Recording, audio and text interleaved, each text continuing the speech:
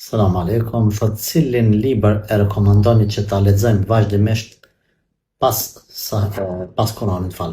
Aleikum selam rahmetullah. Do t'i kisha ndarë njerëzit në dy kategori.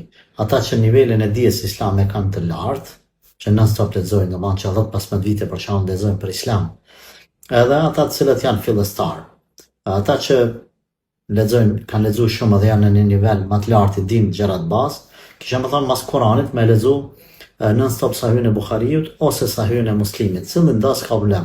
Edhe pse më lehtë është në renditje Sahihu i Muslimit, por se më i thelluar në kuptimin e Sahihut e Buhariut, kështu shkurt.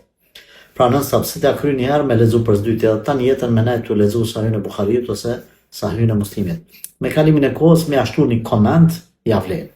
Kurse për fillestarët mas leximit të Kuranit do të kisha preferu me lexu Riyadus Salihin, që është në shqip.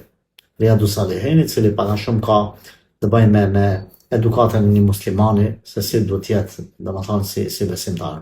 Këto isha preferu dhe kështu i kisha nda në dy kategori ose dy grupe besimtarët kanë shi leximit mas Kuranit.